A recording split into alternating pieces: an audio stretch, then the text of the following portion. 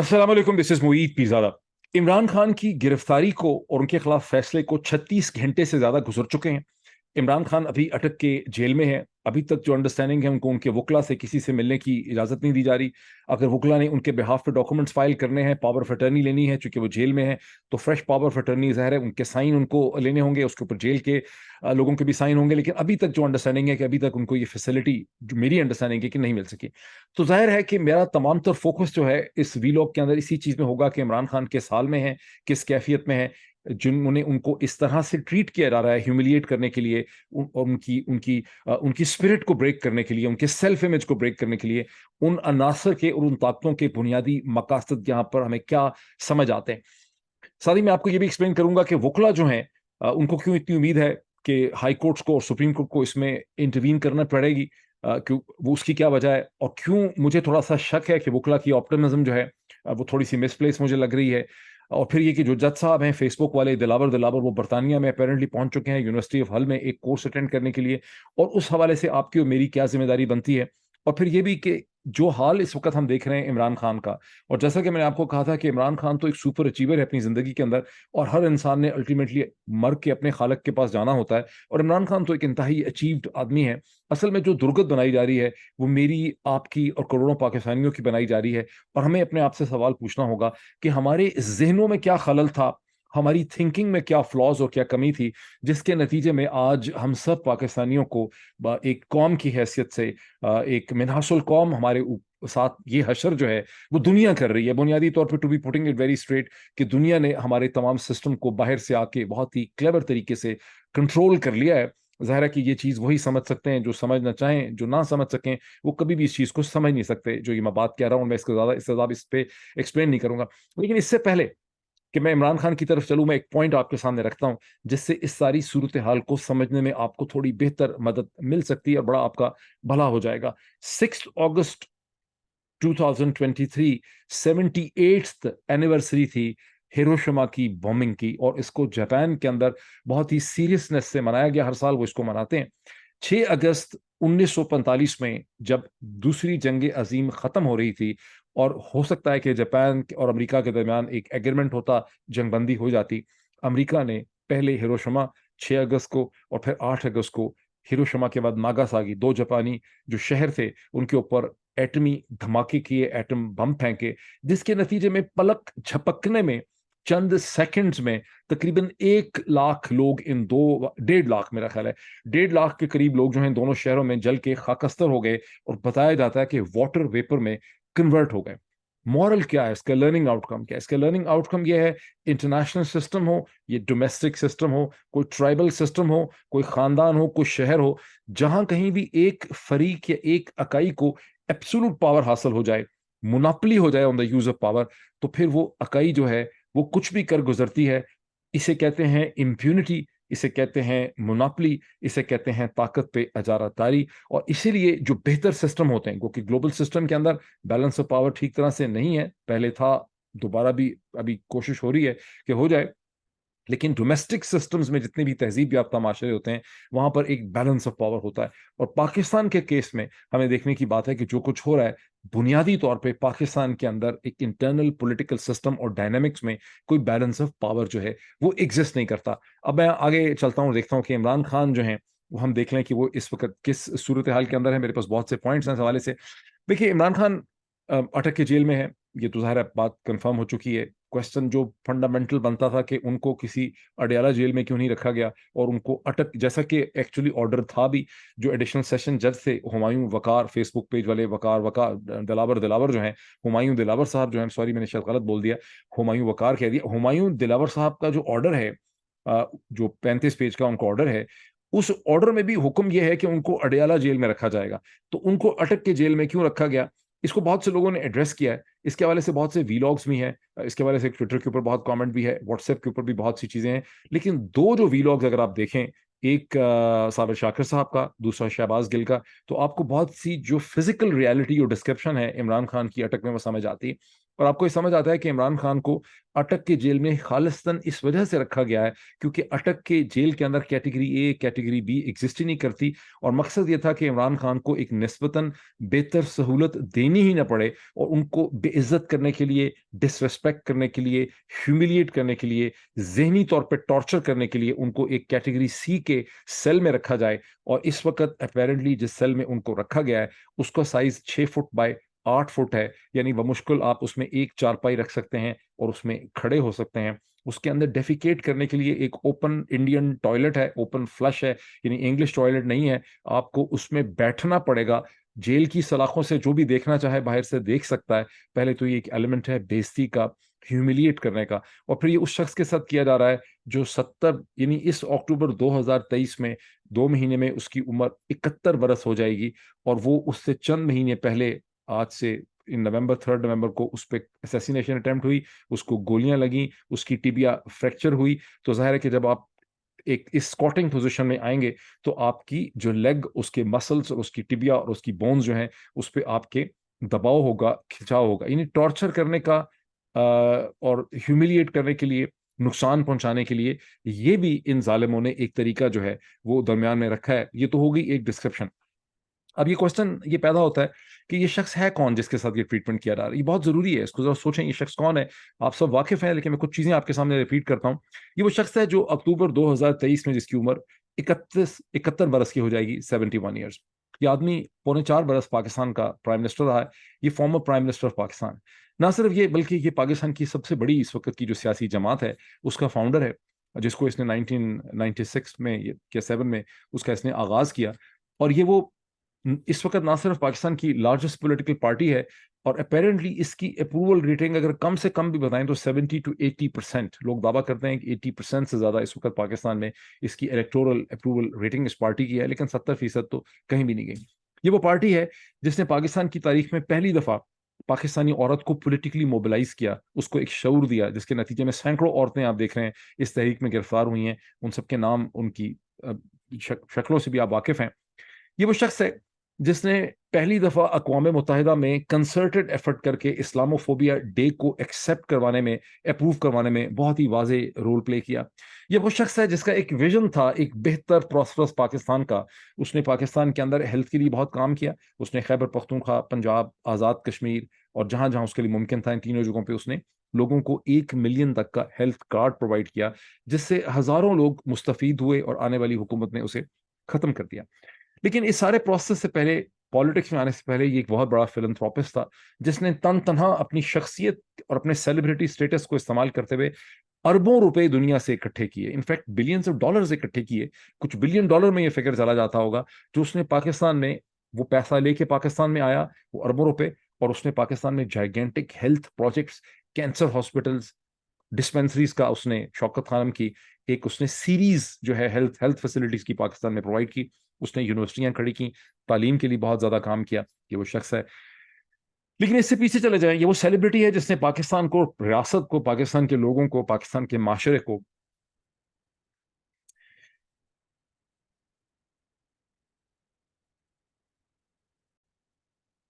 Sorry for this interruption, اور یہ وہ شخص ہے جس نے اپنے سیلیبریٹی سٹیٹس سے انٹرنیشنل کرکٹ میں، کاؤنٹی کرکٹ میں، کیری پیکر سیریز میں، اور اس کے بعد پاکستان کے لیے کرکٹ کا ورلڈ کپ جیت کے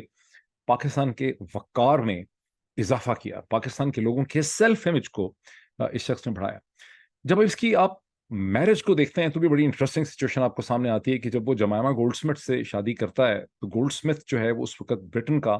7واں پرائیویٹلی اونڈ جو ویلتھ ہوتی ہے اس میں ریچسٹ پرسن تھا اس وقت، مجھے یاد ہے میں نے اس وقت پڑھا۔ لیکن جب سپریم کورٹ میں بنی گالا کے گھر کو چیلنج کیا جاتا ہے تو ہمیں بالکل بانگے دہل پوری دنیا کو یہ پتہ چلتا ہے کہ دنیا کی امیر ترین عورت سے شادی کرنے کے باوجود اس شخص نے، عمران خان نے، اپنی بیوی سے کبھی بھی میٹیریلی فائدہ اٹھانے کی کوشش نہیں کی، اور بنی گالا کا گھر جو اس نے اس کے لیے بنایا بیکاز وہ باہر رہنا چاہتی تھی سبب میں، وہ اس نے اپنے پیسے، حق حلال کے پیسے سے 1-1 روپیہ جو تھا اس کا اس نے سپریم کورٹ آف پاکستان کے اندر جا کے حساب دیا۔ اس قسم کی آنےسٹی ایک آدمی کے وقار کے اندر، اس کے امیج کے اندر، اس کا جو ایک پبلک امیج ہوتا ہے، جس طرح سے ہم اسے پرسیو کرتے ہیں، اس کے لیے بہت امپورٹنٹ ہوتی ہے۔ وہ ہم دیکھتے ہیں کہ اس کی پروسیکیوشن کون کر رہا ہے؟ اس کا حساب کتاب کون کر رہا ہے؟ اس کا حساب کتاب وہ لوگ کر رہے ہیں جو ٹیڑھے میڑھے عجیب و غریب قسم کے کیریکٹرز ہیں، اور ان میں سے ایک بھی شخص اس قسم کا نہیں ہے جس کے جس کی زندگی کے جو معاش ہے اور اس کی جو لائف ہے اس کے بارے میں ہم اعتماد کے ساتھ کچھ بھی کہہ سکیں کہ یہ شخص جو ہے. کہنے کا میرا مطلب یہ ہے کہ جو لوگ عمران خان کا پروسیکیوشن کر رہے ہیں ان میں سے کوئی بھی شخص جو ہے وہ ایسا نہیں ہے جس کی زندگی جو ہے اس کے بارے میں، اس کی ذریعہ معاش کے بارے میں، اس کی لائف کی پروگرس جو ہے، اس کی جو اچیومنٹ ہے، جو کچھ بھی ہے اس کا ہے، اس کے بارے میں ہم کوئی اعتماد سے کوئی زیادہ پازیٹیو بات جو ہے وہ کر سکیں. لیکن بات یہاں ختم نہیں ہوتی. پرنسپلی طور پہ کون ہے جو عمران خان کو اٹک کی جیل میں رکھ کے اس کو سائیکولوجیکلی بریک ڈاؤن کرنا چاہتا ہے؟ پاکستان کا army chief general Asim Munir.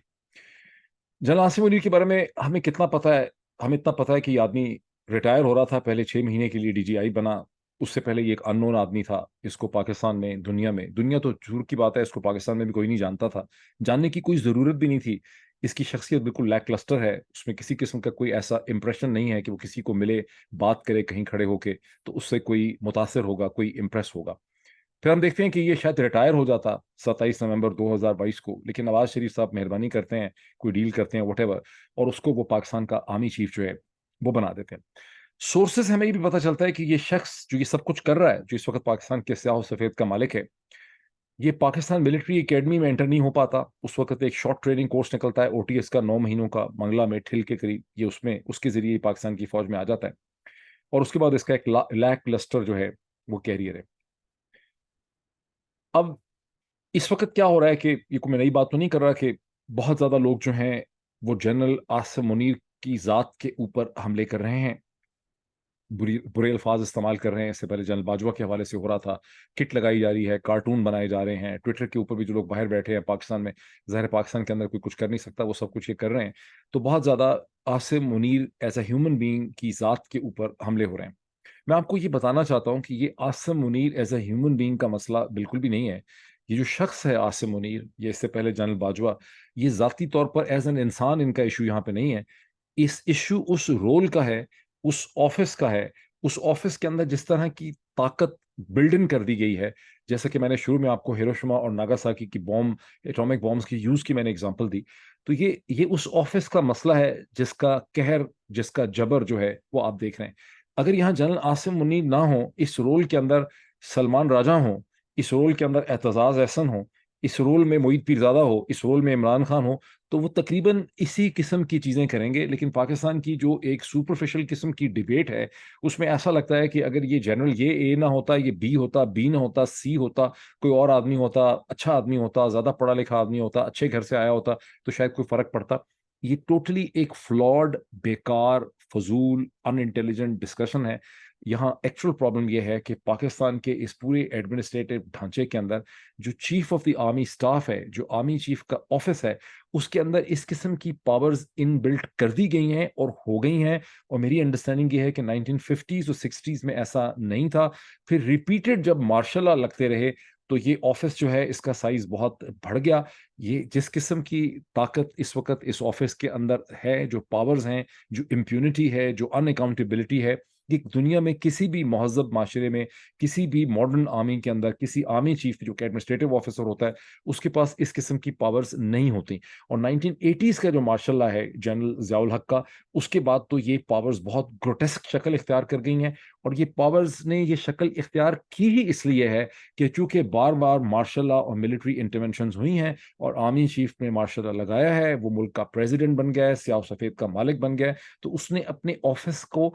کی جو ٹریڈیشنز ہیں، جو کنونشنز ہیں، written and in written powers ہیں، لیگلی ڈیفائنڈ پاور ہیں، کنونشن کی پاور ہیں، بغیر لکھے کی پاورز ہیں، ان میں بہت زیادہ اضافہ کر لیا ہے. ورنہ آرم فورسز آف پاکستان کے اندر آرمی چیف 3 جو مین سروسز ہیں ان میں سے ایک سروس کا ایڈمنسٹریٹو ہیڈ ہے. اس سے کہیں زیادہ امپورٹنٹ عصر حاضر کے حوالے سے اگر آپ دیکھیں گوئنگ فارورڈ دی فیوچر، تو پاکستان ایئر فورس ہے. پاکستان نیوی کی بھی امپورٹنس بہت زیادہ بڑھ جاتی ہے. لینڈ فورسز کی انفیکٹ آنے والے زمانے میں اتنی امپورٹنس ہے ہی نہیں. اسی طرح سے انٹیلیجنس بہت ہی زیادہ امپورٹنٹ ہے. Chairman joint chief of staff کا آفس بھی بہت امپورٹنٹ ہے. اسٹریٹجک پلاننگ جو ڈویژن ہے SP D اور اس کی جو کمانڈ ہے وہ بھی بہت زیادہ امپورٹنٹ ہے. لیکن یہاں سارا مسئلہ یہ ہے کہ ایک आर्मी बड़ी फौज का जो जनरल और चीफ है उसके अंदर बेतहाशा पावर्स जो हैं वो कॉन्सेंट्रेट कर दी गई, और उसके साथ कॉम्बिनेशन है कि वो अपनी मर्जी का ऑफिसर लगाता है, कंट्रोल करता है DGISI को, और ये दोनों का कॉम्बिनेशन है आर्मी चीफ का और DGISI का। ये पाकिस्तान के अंदर एक, ये उसका, मैं क्या लफ्ज़ इसके बारे में इस्तेमाल करूं, मैं ऐसे अल्फाज इस्तेमाल नहीं करना चाहता जिससे लोग इन्फ्यूरिएट हों और उनको उनका दिल चाहे कि कोई गैंग भेज दें मुझे मारने के लिए, जो हो रहा है इस मुल्क के अंदर। मैं एक चीज समझाना चाहता हूं कि जो प्रिंसिपल मसला है पाकिस्तान का, वो ये एब्सोल्यूट कॉन्सेंट्रेशन ऑफ पावर है जो टोटली अनअकाउंटेबल है, और ये दुनिया में और किसी भी जगह पे मासवाए उन थर्ड रेट फटीचर किस्म के मुल्क हैं जैसे म्यांमार है, सोमालिया है, सूडान सूडान, ऐसे मुल्क हैं जहां मार्शल लॉ लगे हुए हैं, बहुत बुरे हालात हैं, गुर्बत है, यमन हो गया, सिविल वॉर हो रही है। इस किस्म की पावर्स जो है वो कहीं पर भी एग्जिस्ट जो है वो नहीं करती। अब ये इस किस्म का जो कॉन्फ्लुएंस ऑफ पावर है, ये इस किस्म का जो मैट्रिक्स ऑफ पावर है, ये कैसे चेंज होगा? इसके चेंज होने में जो पहला स्टेप है वो आपकी, मेरी, तमाम उर्दू के कॉलमिस्ट की, मीडिया की जिम्मेदारी है, बिकॉज ये हम सब का कसूर है। हम गुज़िश्ता 20 बरस में इस ऑफिस को सेलिब्रेट करते रहे हैं। मेरे बहुत से, जो मैं किसी का नाम नहीं लेना चाहता, मैं जिसका नाम लूंगा वो जर्नलिस्ट नाराज हो जाएगा। मैं कहता हूँ सबसे बड़ा गुनाहगार मैं हूँ, मैं उनमें शामिल था, लेकिन मुझसे बड़े बड़े गुनाहगार ऐसे हैं उर्दू उर्दू जो हमारे अखबारात हैं उनके, और वो इंग्लिश के अखबारात वाले नहीं हैं, उर्दू के अखबारात के, जो सिपा सलार कह कह के, सिपा सलार कह कह के, और इस ऑफिस की को ऐसे प्रेजेंट किया गया जिस तरह से ये कोई महमूद गजनवी का ऑफिस है, सलाहुद्दीन अयूबी का ऑफिस है, हजरत उमर का ऑफिस है। और ये जो, जब तक पहला जो प्रिंसिपल क्वेश्चन है, अगर आप चाहते हैं कि आपकी जिंदगियों के हालात बेहतर हों और इस वक्त जो जुल्म की तारीख रात है पाकिस्तान के अंदर ये खत्म हो, तो सबसे पहले आपको अपने आइडियाज को एग्जामिन करना होगा कि ये जो किसी भी जगह पर इस किस्म का एक ऑफिस और इस किस्म की मैट्रिक्स ऑफ पावर जो है वो नहीं होनी चाहिए। अब आए कि क्या करने की कोशिश की जा रही है। बुनियादी तौर पे इमरान खान की जो गिरफ्तारी है, जहां इमरान खान को देर तक गिरफ्तार रखने का मंसूबा है, उसका बुनियादी मकसद ये है कि आप जो एक मुमकिना रिग्ड मैनेज इलेक्शन करा सकें। बिकॉज यहाँ पर कैलकुलेशन ये है कि वाइल ये कैलकुलेशन कर ली गई है कि इमरान खान का वोट बैंक इंटैक्ट है, लेकिन साथ ही उनको ये भी अंडरस्टैंडिंग हो गई है कि इमरान खान का वोट बैंक तो जरूर खड़ा हो, अगर इमरान खान कोई कैंडिडेट खड़े ही नहीं कर सकेगा, अगर इमरान खान का ही आप हशर नशर कर देंगे, तो तमाम लोग खौफजदा हो जाएंगे। एक कैनेडियन पाकिस्तानी जो एकेडमिक हैं, उन्होंने बहुत अच्छा ट्वीट किया है, वो मैंने भी रीट्वीट किया है, जिसमें उन्होंने एक्सप्लेन किया है कि क्यों लोग नहीं निकले। बिकॉज इतना एक खौफ है पाकिस्तान के अंदर, प्रोटेस्ट करने का राइट जो है कभी भी नहीं था, लेकिन वो उस राइट को बिल्कुल खत्म कर दिया गया है। तो एक खौफ की फजा है, और जब आप इमरान खान, जो दुनिया से कम्युनिकेट करता है, जिसको दुनिया जानती है, जिसके साथ 70-80% लोग खड़े हैं, जब आप उसको पकड़ के एक 6 से 8 फुट के जेल में बंद कर देते हैं, आप उसको ह्यूमिलिएट करते हैं, तो आप बुनियादी तौर पे इमरान खान को ह्यूमिलिएट नहीं कर रहे, आप उन 70-80% पाकिस्तानियों को उनकी औकात दिला रहे हैं। आप उनको कह रहे हैं कि जो भी हमारे से पंगा करेगा, जो हमारे सामने खड़ा होगा, आवाज उठाएगा, सड़क पे निकलेगा, देखो हमने इमरान खान की क्या एग्जाम्पल सेट की है, हम तुम्हारा भी ये हशर करेंगे। और ये खाली कोई जबानी जबानी तो नहीं हो रहा, गुज़िश्ता 16 महीने में बार बार उन्होंने ये करके दिखाया है, और 9 मई के बाद तो उन्होंने बिल्कुल ही एक तूफान जो है वो खड़ा कर दिया है। सो यहाँ पर अब एक रिग्ड मैनेज इलेक्शन की जो है प्लानिंग है, और इमरान खान की जो गिरफ्तारी है, जिस तरह से उनको रखा गया है, ये प्योरली इस चीज के अंदर फिट होती है, यही चीज की जा रही है। यही वो चीज है जो सुप्रीम कोर्ट बार एसोसिएशन ने अपनी जो स्टेटमेंट इशू की है, उसके कंक्लूडिंग कमेंट में उन्होंने ये कहा है कि ये बुनियादी तौर पर इमरान खान को इलेक्शन से रोकने की जो है ये एक कोशिश है। इसके अलावा जो फैसला किया है जज साहब ने, इसकी कोई और किसी भी किस्म की इंपॉर्टेंस जो है वो नहीं है। अब बादी नजर में on the face of it तो होना ही चाहिए था कि ये सब कुछ अचीव करने के बाद और इमरान खान को जेल में डालने के बाद, जहां से निकलना आसान नहीं है apparently on the face of it, बावजूद उन लीगल आर्गुमेंट्स के जो मैं भी आपके सामने मेंशन करूंगा, ये जो पूरा रजीम है, ये जो पावर कॉन्फ्रेंस है, इसको चाहिए था कि ये अक्टूबर में इलेक्शन करवा देता। लेकिन ये अक्टूबर में इलेक्शन के बजाय इन्होंने पहले ये इंदिया दिया कि हम 90 दिन में इलेक्शन करवा देंगे, तो हम नवंबर में इलेक्शन कर देंगे। इसीलिए ये 9 अगस्त को, अब से 3 दिन के बाद, ये हुकूमत जो है ये तोड़ रहे हैं। लेकिन अब इनके इरादे बड़े क्लियर हो गए हैं, बिकॉज पिछले 24 घंटे के अंदर जो 50th सेशन हुआ है council of common interest CCI का, जिसके अंदर 7th census of population and housing को प्रेजेंट किया गया है, उसको अप्रूव किया गया है, और उसके एतबार से ये अब ये कह रहे हैं कि ये इलेक्शन जो है ये इस नए सेंसस के ऊपर जो है وہ ہونے چاہیے. لیکن پہلے میں تھوڑا سا سینسس کی بات کر دوں کہ سینسس سے یہ بتایا گیا ہے. یہ اور بات ہے کہ یہ ویسے جو اعداد و شمار دنیا میں روز وہ اپ ڈیٹ کر دیتے ہیں ویسے ہی گوگل کے اوپر, لیکن ہم نے سینسس کے ذریعے اب یہ ہمیں پتہ چلا ہے کہ پاکستان کی آبادی جو ہے, جس میں کہا گیا ہے کہ سپارکو کے سیٹلائٹس بھی ماشاءاللہ استعمال کیے گئے ہیں اس سینسس میں, بہت ہی ہائی ٹیک قسم کا یہ سینسس تھا. اس کے نتیجے میں پاکستان کی آبادی 241.4 ملین 241.4 ملین ہے. یعنی پاکستان کی آبادی جو ہے وہ 24 کروڑ سے زیادہ ہے. ٹھیک, اب جہاں کہیں اس قسم کا سینسس آتا ہے اور آپ کو آبادی کا پتہ چلتا ہے تو ظاہر ہے وہاں اگر ایک ریسپانسبل گورنمنٹ ہو تو اس کی پہلی ذمہ داری ہے کہ وہ سوچتی ہے کہ ان لوگوں کے لیے پانی کا بندوبست کیسے ہوگا, دودھ کا بندوبست کیسے ہوگا, کپڑے کیسے ہوں گے, ٹرانسپورٹیشن, کمیونیکیشن, ایجوکیشن, انک, دوات, کھانا پینا, لاجسٹک, ٹرانسپورٹ, گاڑیاں, ٹرین, بسیں, ان سب کا ہم کیا کریں گے. لیکن پاکستان میں اس میں سے کسی بھی چیز کی کوئی امپورٹنس نہیں ہے ان دی بدنصیب republic of Pakistan. In the بدنصیب ریپبلک آف پاکستان یہ سارا کا سارا سینسس کا ڈیٹا جو اپنے اتنی بہت ہی امپورٹنٹ ڈیٹا ہوتا ہے, اس کی صرف اور صرف ایک امپورٹنس ہے ان ظالموں کے لیے, اور وہ امپورٹنس یہ ہے کہ اس کا فائدہ اٹھا کے اب ہم یہ کہیں گے کہ الیکشن کمیشن, وہ کہہ دیا انہوں نے, کہیں گے کیا, الیکشن کمیشن آف پاکستان جو ہے اس کو اب نئی ڈیلیمیٹیشنز کرنی ہوں گی. اب ہمارے اوپر تو ہے نہیں, ایسے تو الیکشن کمیشن دے ہوتے, تو الیکشن کمیشن جو ہے اس نے اب اس سینسس کے نتیجے میں نئی ڈیلیمیٹیشن کرنی ہے. وہ پہلے ہی کہہ چکا ہے الیکشن کمیشن کا چند ہفتے پہلے کہ اگر نئی ڈیلیمیٹیشن ہمیں کرنی پڑے ہمیں تو 4 مہینے سے بھی زیادہ لگ جائیں گے, کم از کم 4 مہینے لگیں گے. اس کا مطلب ہے کہ نومبر کے الیکشن جو ہیں, اکتوبر کے تو گئے بھاڑ میں, نومبر کے الیکشن بھی جو ہیں وہ گم ہو گئے. اب بات چلی گئی ہے کہیں فروری مارچ کے اوپر. یہ اور بات ہے کہ لندن میں بیٹھی ہوئی ایک شخصیت ہے جس کا یوٹیوب چینل چھین لیا گیا ہے, جس کا نام ہے ریٹائرڈ عادل راجہ, میجر عادل راجہ, سولجر سپیک. اس نے پتہ نہیں کتنے ہفتے پہلے یہ کہہ دیا تھا. اب یہ اور بات ہے کہ وہ عادل راجہ کو قتل کرنا بھی چاہتے ہیں, اس کو ریڈ وارنٹ بھی ایشو کرنا چاہتے ہیں, اس کو زمین کے نیچے بھی دفن کرنا چاہتے ہیں, آسمان میں بھی کرنا چاہتے ہیں, اس کو دہشت گرد بھی بنانا چاہتے ہیں, اور ہر وقت کہتے رہتے ہیں. لیکن جو بھی وہ چیز کہتا ہے اس میں سے چیزیں اکثر صحیح ثابت ہو جاتی ہیں. اب یہ پتہ نہیں کتنے ہفتے پہلے سولجر سپیک نے ٹویٹ کیا تھا کہ بڑے صاحب جو ہیں ان کا موڈ یہ ہے کہ الیکشن کہیں فروری مارچ میں ہوگا. اب بڑے صاحب نے موڈ بنانا ہے تو اس کے لیے کوئی بھی ہیلا بہانہ جو ہے بنایا جا سکتا ہے. اس کی کیمسٹری اور اس کے ڈائنامکس میں نے آپ کو پہلے بھی ایکسپلین کیے. تو مطلب اس کا کیا ہے, اس کا مطلب یہ ہے کہ باوجود عمران خان کو جیل میں ڈال کے, انڈین ٹوائلٹ دے کے اور 6x8 فٹ کے کمرے میں بند کر کے انہیں وہ اعتماد حاصل نہیں ہو رہا کہ ہم نومبر میں الیکشن کرا سکتے ہیں,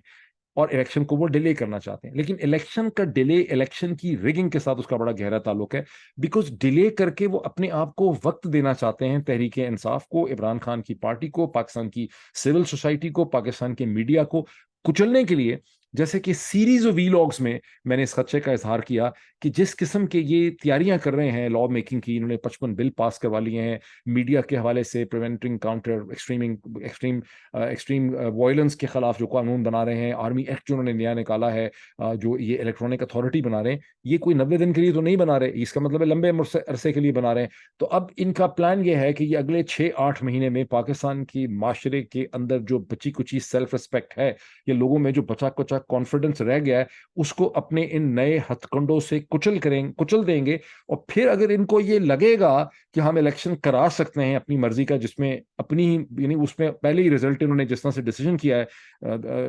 ہمایوں دلاور نے, اسی قسم کا اگر الیکشن کا رزلٹ ان کو مل سکتا ہوگا تو یہ الیکشن کروائیں گے, ادروائز یہ الیکشن نہیں کروائیں گے. اب انڈر دی سرکمسٹانسز کہ عمران خان کو جیل سے کیوں باہر آنے دیں گے, ڈزنٹ میک اینی سینس اگر آپ اس حوالے سے دیکھیں. یہ اور بات ہے کہ جو پاکستان کی بار ایسوسیشنز ہیں اور پاکستان کی جتنی بھی لیگل اتھارٹیز اور پرومیننٹ وکلا ہیں, ان سب نے اس ڈیسیجن کے ساری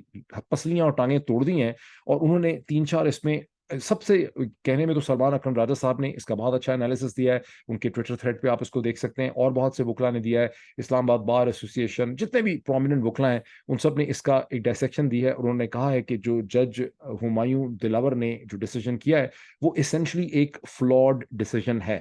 لیکن میرا خیال ہے سب سے کمپریہنسو جو سٹیٹمنٹ ہے وہ ہے جو سپریم کورٹ بار ایسوسیشن کے پریزیڈنٹ اینڈ سیکرٹری جناب عابد زبیری اور مقتدر جو ہیں احمد, انہوں نے ایشو کی ہے, جس میں انہوں نے یہ انالیسس کیا ہے کہ جب اسلام آباد ہائی کورٹ کا چیف جسٹس اس کو واپس بھیجتے ہیں